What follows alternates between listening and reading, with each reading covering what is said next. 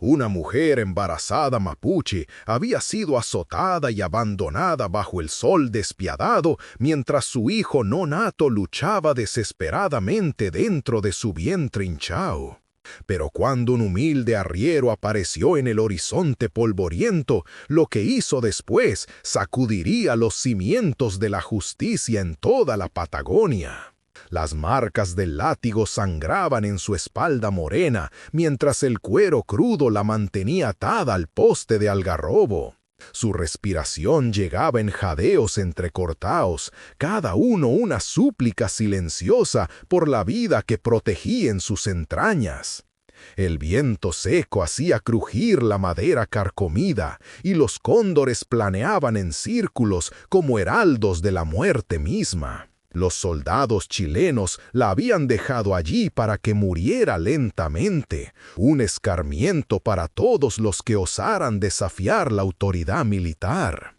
Pero en la distancia, una nube de polvo se alzaba tras las patas de un caballo solitario, montado por un hombre cuya conciencia no le permitiría seguir de largo. Cuando enfrentas una crueldad tan salvaje, ¿seguirías tu camino para salvarte a ti mismo o arriesgarías todo por una desconocida? El sol del mediodía caía como plomo derretido sobre su rostro surcado de lágrimas, y en ese momento de desesperación absoluta, una decisión resonaría a través de las generaciones.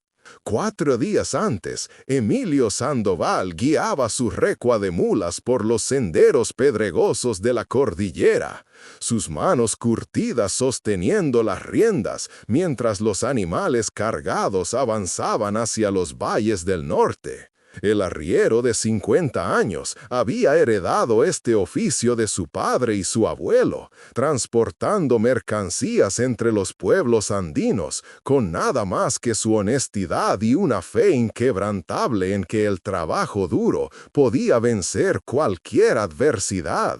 Su esposa Remedios había muerto 3 inviernos atrás durante una epidemia de tifus, dejándolo solo con recuerdos y una casa de adobe que parecía demasiado grande para los pasos de un solo hombre. Cada mañana le hablaba a su tumba bajo el sauce llorón, prometiéndole cuidar el pequeño huerto que ella había amado.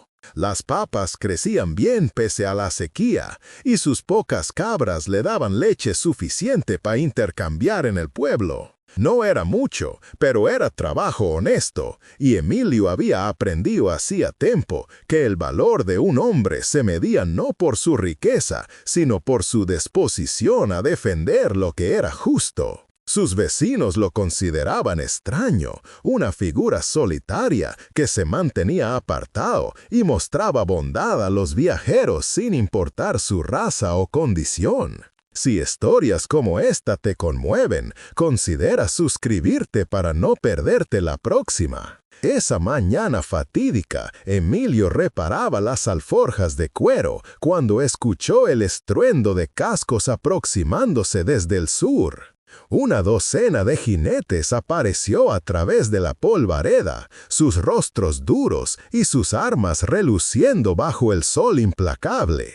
A su cabeza cabalgaba el capitán Morales, un hombre cuya reputación de crueldad se había extendido por 3 provincias. Detrás de él, 2 soldados arrastraban a una joven mujer mapuche cuyas manos estaban atadas con sogas ásperas.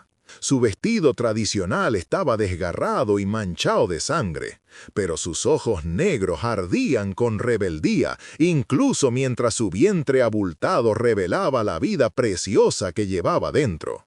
No podía tener más de 25 años, con el cabello negro trenzado y la piel del color de la tierra quemada por el sol.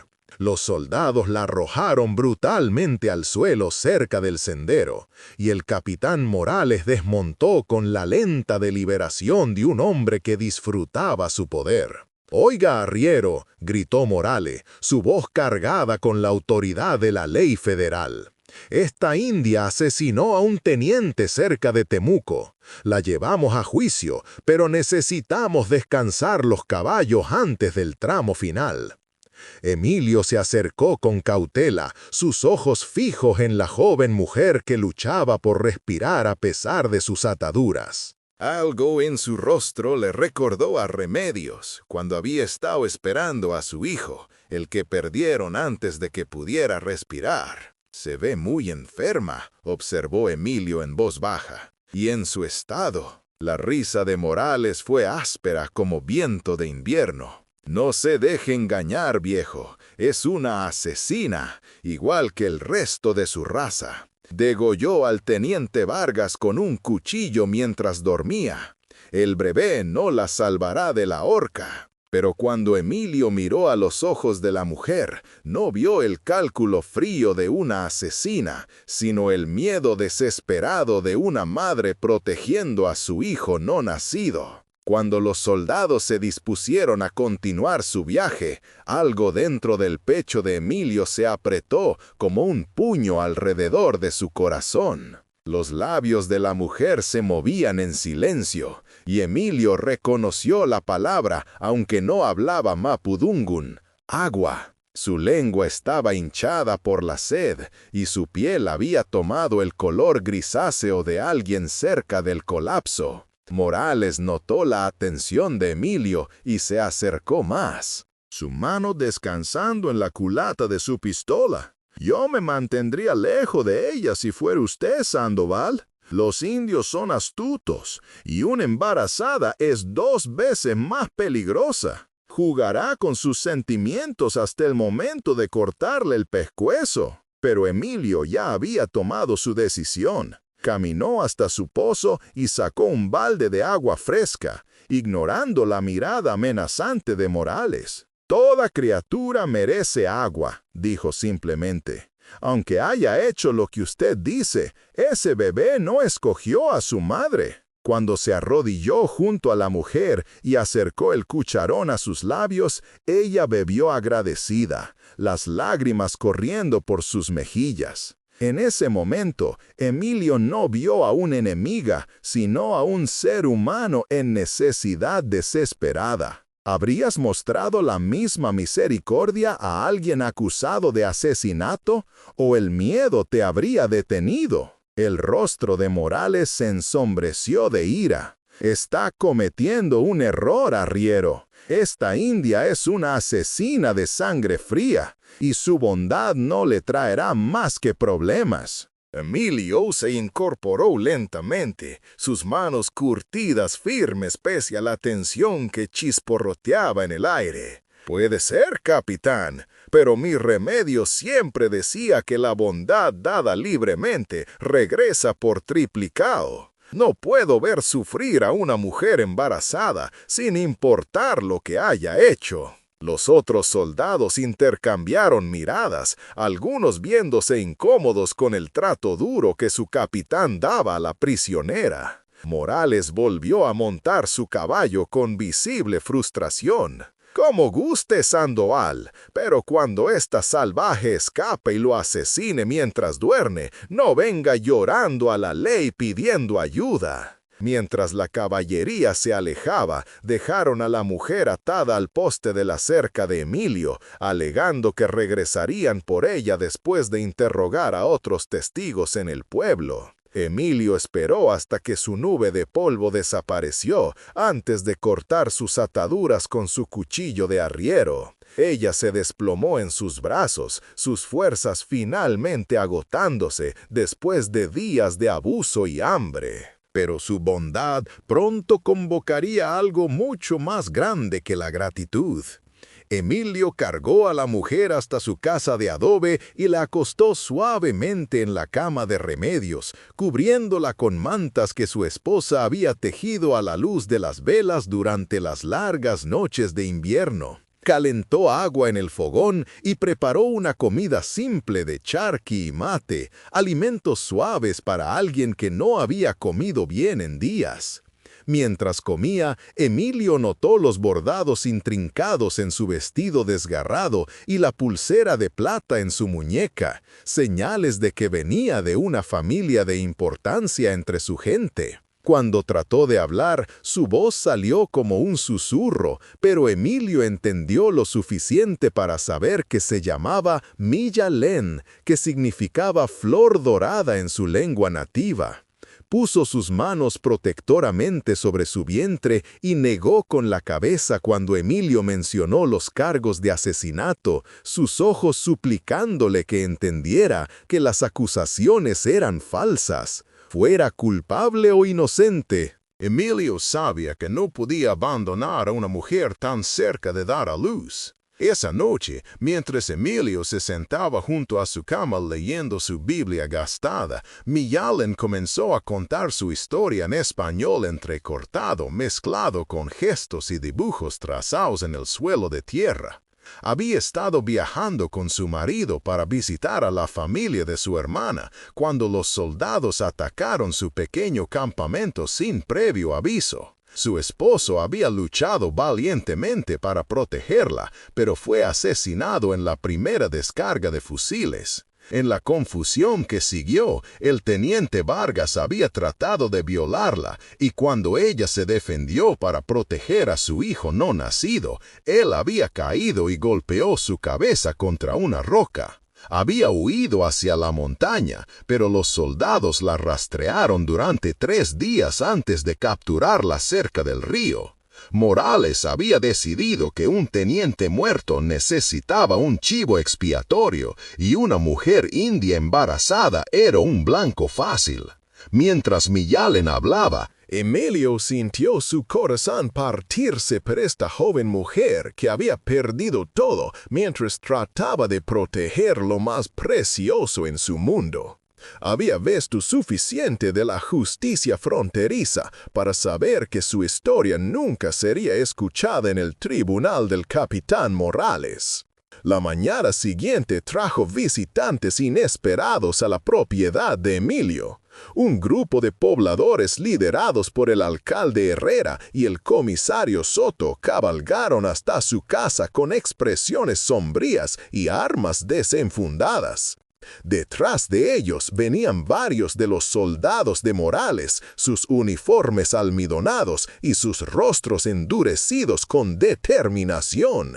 «Sandoval», gritó el comisario Soto, «sabemos que está escondiendo a esa mujer india. Morales dice que la ayudó a escapar de sus ataduras y se negó a cooperar con las autoridades federales. Eso lo convierte en cómplice de asesinato». Emilio salió a su portal, su viejo rifle de caza acunado en sus brazos, no como amenaza, sino como declaración de que no sería intimidado. Le di agua a una mujer sedienta y refugio a alguien que lo necesitaba.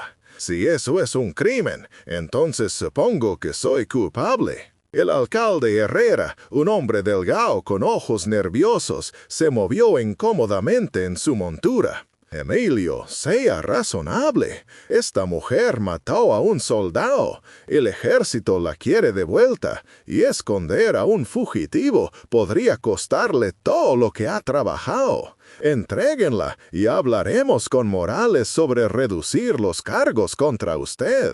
Desde dentro de la casa llegó el sonido de la respiración laboriosa de Miyalén, mientras otra contracción se apoderaba de su cuerpo hinchado. Emilio había ayudado en suficientes partos de animales para reconocer las señales del alumbramiento que se aproximaba, y sabía que no podía ser movida sin peligro. «Está de parto», anunció en voz baja. «Ese bebé viene quiera usted o no, y no veré nacer a un niño entre cadenas». El capitán Morales cabalgó hacia adelante, su paciencia claramente agotada. «Basta de estas tonterías, Sandoval. Entregue a la prisionera o la tomaremos por la fuerza. Sus nociones sentimentales sobre la misericordia no cambian el hecho de que es una asesina». Pero Emilio mantuvo su posición, recordando las palabras que su padre había hablado en su lecho de muerte. «Un hombre que no defiende algo caerá por cualquier cosa». He visto suficiente de su justicia fronteriza, capitán. La historia de esta mujer merece ser escuchada antes de que la cuelgue. La tensión en el aire era tan espesa que podría cortarse con un cuchillo mientras más pobladores se reunían para presenciar la confrontación. ¿Lo habrías defendido aquí o te habrías quedado callado para protegerte? Dentro de la casa, los gritos de Milayen se volvieron más urgentes mientras su parto progresaba. Emilio sabía que cada minuto de demora aumentaba el peligro tanto para la madre como para el niño, pero también entendía que una vez que Morales se la llevara, nunca vería otro amanecer. El comisario Soto desmontó y se acercó a los escalones de la casa, su mano descansando en la culata de su pistola. Lo siento, Emilio, pero tengo mis órdenes. Hágase a un lado o tendré que arrestarlo por obstrucción a la justicia. La multitud de pobladores observaba en silencio tenso, algunos asintiendo en aprobación de las acciones del comisario, mientras otros se veían turbados por el trato duro a una mujer dando a luz. Emilio reconoció varias caras entre ellos, vecinos que habían aceptado su ayuda durante malas cosechas y tiempos difíciles. «Comisario», dijo Emilio en voz baja, «me ha conocido por 15 años. ¿Alguna vez le he mentido o causado problemas a alguien?» Soto vaciló, su rostro curtido mostrando conflicto interno. «No, Emilio, es usted uno de los hombres más honestos que conozco, pero esto es más grande que nosotros dos. El ejército quiere a esta mujer y tienen la ley de su lado», como si fuera convocado por la tensión en el aire. Un nuevo sonido llegó a sus oídos desde el horizonte oriental, el golpeteo rítmico de muchos caballos aproximándose a galope tendido. La multitud se volvió como una sola persona para ver un espectáculo que heló su sangre. 60 guerreros montados aparecieron a través del espejismo de calor, sus rostros pintados y plumas de cóndor marcándolos como miembros de la tribu de Miyayen. A su cabeza cabalgaba un anciano lonco, cuya presencia comandaba respeto instantáneo, sus facciones curtidas talladas en piedra y sus ojos negros ardiendo con ira justiciera. Los pobladores comenzaron a retroceder hacia sus caballos, dándose cuenta súbitamente de que estaban superados en número y lejos de la seguridad de sus hogares. El capitán Morales desenvainó su sable, pero incluso él parecía entender que esta confrontación acababa de escalar mucho más allá de su capacidad de controlar.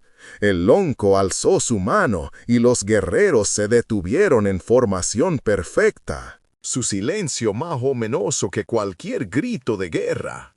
En ese momento, cada persona presente entendió que estaban en la encrucijada de un conflicto que podría determinar el destino de todo el territorio. El lonco desmontó lentamente, sus articulaciones envejecidas protestando por los años de cabalgatas duras e incontables batallas. Vestía el atuendo tradicional de su pueblo, con bordados intrincados y plumas de cóndor que marcaban su alto rango entre las tribus. Su rostro curtido no mostraba emoción mientras inspeccionaba la escena ante él, observando a los pobladores armados, los soldados nerviosos y la humilde casa donde su hija yacía de parto. Cuando habló, su voz llevaba la autoridad de generaciones de liderazgo. «Soy el lonco Calfucura de los Mapuche del Sur. La mujer que retienen es mi hija, Miyayen, y lleva a mi primer nieto». El rostro de Morales palideció mientras las implicaciones de las palabras del lonco se hundían en su mente. No había simplemente capturado a una mujer india cualquiera.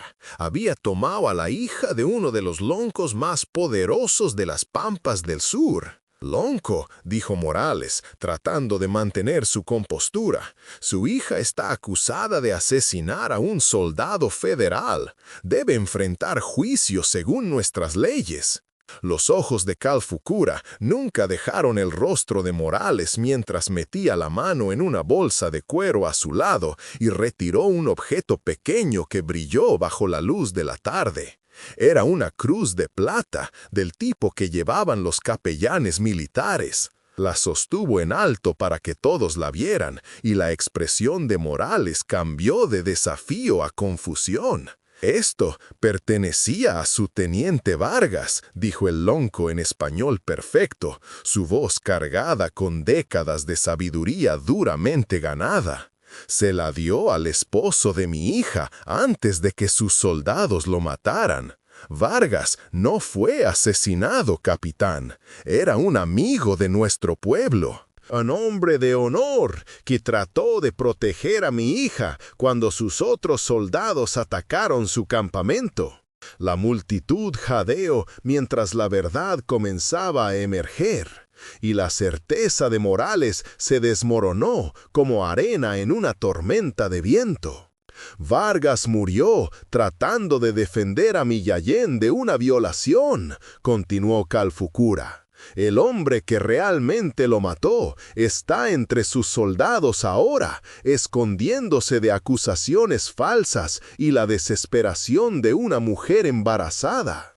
De entre las filas de los hombres de Morales, un joven soldado llamado Contreras súbitamente se separó y espolió su caballo hacia la línea de árboles. Pero el lonco Calfucura alzó su mano y 2 de sus guerreros cortaron la ruta de escape del soldado con facilidad practicada. Contreras fue forzado a regresar, su rostro surcado de sudor y sus ojos salvajes de pánico. «No se suponía que pasara así», balbuceó, mientras los guerreros lo rodeaban. «Vargas iba a reportarnos por lo que hicimos en el campamento indio». Dijo que era asesinato, no una acción militar legítima. Solo lo golpeé una vez, lo juro. Cayó y se golpeó la cabeza contra una roca. Fue un accidente». El rostro de Morales se ensombreció de furia, mientras el alcance completo del engaño de sus hombres se hizo claro. Había sido manipulado para perseguir a una mujer inocente, mientras el verdadero asesino cabalgaba entre sus propias tropas. Dentro de la casa, los gritos de Millalen alcanzaban un crescendo mientras su parto llegaba a su etapa final. Emilio había estado moviéndose entre la casa y el portal, monitoreando su condición mientras vigilaba el tenso enfrentamiento afuera. Ahora emergió con noticias urgentes. «El bebé viene ahora», anunció. «Necesita ayuda y la necesita rápido». El lonco Calfucura miró hacia la casa con profunda preocupación grabada en sus facciones curtidas. Su hija estaba trayendo a su nieto a un mundo lleno de violencia. Y había pasado días rastreando a sus captores a través de cientos de millas de territorio peligroso. «Mi hija ha sufrido mucho», dijo en voz baja. «Pero usted, arriero, le ha mostrado bondad cuando otros mostraron solo crueldad. Por esto, mi pueblo recordará su nombre con honor». Emilio sintió el peso del momento asentándose a su alrededor como niebla matutina. Todo lo que pasara después determinaría si este encuentro terminaba en derramamiento de sangre o entendimiento. Sin vacilación, Emilio tomó una decisión que resonaría a través de los anales de la historia fronteriza. Dejó su rifle y caminó directamente hacia el lonco Calfucura, ignorando los susurros nerviosos de los pobladores y el sonido de armas siendo preparadas para uso. «Lonco», dijo con dignidad simple, «su hija necesita la ayuda de su propia gente ahora. Pero si me lo permite, me gustaría asistir en traer a su nieto con seguridad a este mundo». El viejo lonco estudió el rostro de Emilio por un largo momento. Very fast-paced en sus facciones curtidas y la preocupación genuina en sus ojos. Entonces, lentamente, asintió su aprobación. Juntos, la pareja improbable entró a la casa donde Miyalen yacía exhausta, pero determinada a traer a su hijo con seguridad al mundo. El contraste no podía ser más sorprendente. Un arriero pobre y un poderoso lonco mapuche trabajando lado a lado para ayudar a una mujer en su hora de mayor necesidad. El parto fue difícil, como los primeros partos suelen ser, pero con la experiencia práctica de Emilio y el conocimiento del lonco sobre medicinas tradicionales, pudieron guiar a Miyalen a través de las etapas finales del trabajo de parto. Mientras el sol comenzaba a ponerse detrás de las montañas occidentales, la casa se llenó con el sonido del llanto de un recién nacido, fuerte y sano, pese al trauma que su madre había soportado. Miyalen lloró de alivio mientras sostuvo a su hijo por primera vez. Y las facciones severas del lonco Calfucura se suavizaron con amor de abuelo mientras contemplaba a su descendiente más nuevo. Emilio preparó en silencio agua tibia y mantas limpias, dando a la familia sus primeros momentos juntos mientras mantenía el apoyo práctico que necesitaban. Afuera, la multitud esperaba en silencio tenso, entendiendo que estaban presenciando algo mucho más significativo que un simple nacimiento. Cuando el lonco Calfucura finalmente emergió de la casa, su dignidad intacta, pero su corazón claramente conmovido por lo que había presenciado, toda la asamblea contuvo el aliento. Caminó lentamente hacia el capitán Morales, quien se mantenía rígido con el conocimiento de que su carrera y posiblemente su vida colgaban en la balanza. «Capitán», dijo el lonco con una voz que se extendía por la pradera como trueno rodante, «mi hija es inocente de los cargos que ha traído contra ella. Su propio soldado ha confesado el crimen y la evidencia apoya su historia». Pero más que esto, ha sido tratada con crueldad e injusticia que clama a los espíritus por venganza. Morales tragó duro, entendiendo que enfrentaba no solo la ira de un padre, sino la furia justiciera de un líder cuyo pueblo había sufrido incontables injusticias a manos de hombres como él. Pero el lonco Calfucura no había terminado. Se volvió para dirigirse a la multitud de pobladores que habían venido a presenciar lo que pensaron sería una simple captura de un fugitivo. «Gente de este asentamiento», dijo, su voz cargando el peso de generaciones de sabiduría. «Han visto hoy qué tan rápido la verdad puede ser enterrada bajo el miedo y el prejuicio. Mi hija fue condenada sin juicio, cazada como un animal y dejada a morir en el desierto mientras llevaba nueva vida en su vientre.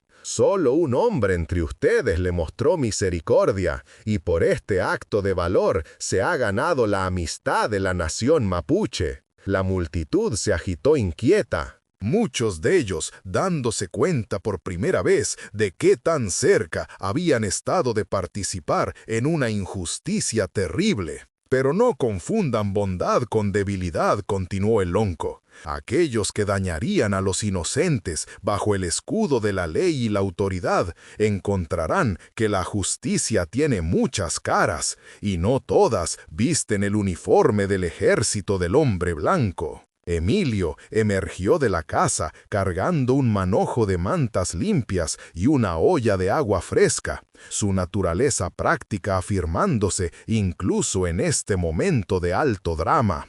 Había ayudado a traer nueva vida al mundo y su corazón estaba lleno de la satisfacción silenciosa que viene de hacer lo correcto sin importar las consecuencias. El lonco Calfucura lo observó con creciente respeto, reconociendo en este simple arriero el tipo de valor moral que se había vuelto demasiado raro en la frontera. Emilio Sandoval, dijo el lonco formalmente, ha mostrado honor cuando otros mostraron solo miedo. Ha dado ayuda cuando otros dieron solo condenación.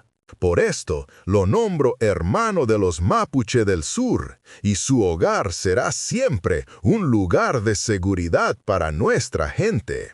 El viejo lonco metió la mano en su bolsa de medicina y retiró una pequeña pluma de cóndor, colocándola solemnemente en las manos curtidas de Emilio. Era un regalo de inmensa significación, marcándolo como amigo de la tribu y asegurando su protección si alguna vez la necesitara. El capitán Morales, enfrentado con el colapso de su caso y la exposición de los crímenes de sus hombres, intentó salvar lo que quedaba de su autoridad.